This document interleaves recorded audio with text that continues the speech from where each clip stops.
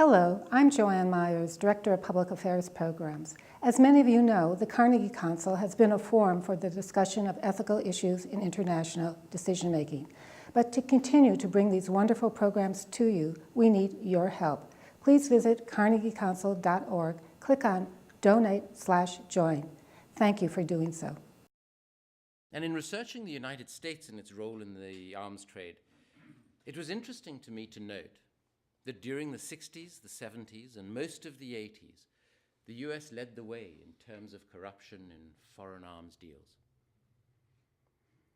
employing agents from the extreme of perhaps the leading mafioso in Japan, a gentleman by the name of Kodama, also known as the Monster, to the husband of the Queen of the Netherlands, who was an agent for both Lockheed Martin and Northrop Grumman at the same time. The companies didn't know this for many years, and who was paid millions of dollars to try and persuade European governments to buy from the companies. But as a consequence of the Foreign Corrupt Practices Act, toughening up of the act, and far, far tougher enforcement, starting particularly in the early 90s, it became far more difficult for American defense contractors to engage in corruption in foreign deals. It's not that it doesn't happen at all, but it has become far less commonplace than it was. And instead,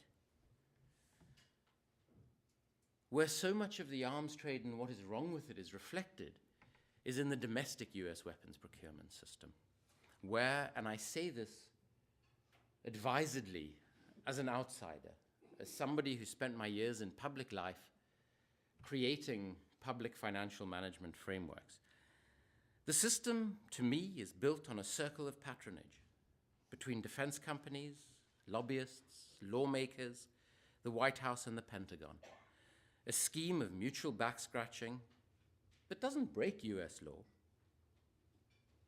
but that a senior Capitol Hill staffer who'd worked on committees involved in the procurement process for over 2 decades described to me as a system of legalized bribery.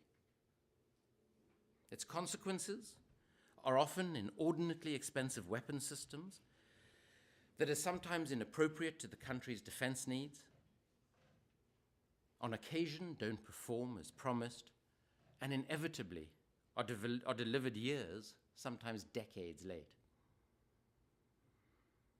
The Pentagon officials who make the decisions about what weapons projects to embark on and who to purchase them from have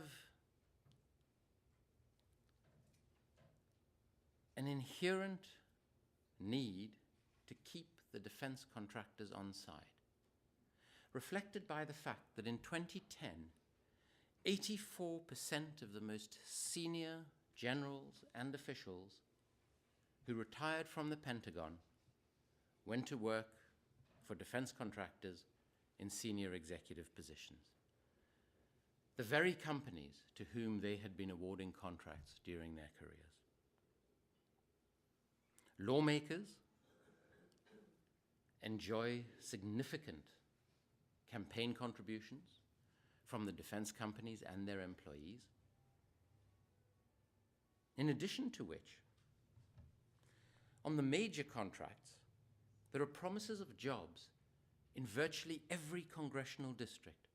And as I discovered, those jobs sometimes constitute 2 or 3 people sitting around a table doing nothing in particular.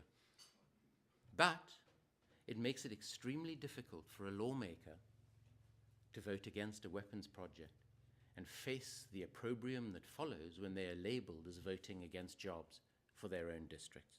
When I started to get this sort of information about these projects from a range of sources, I thought to myself, well, at least there must be the appropriate checks and balances. There's got to be some underlying reason why these projects are happening.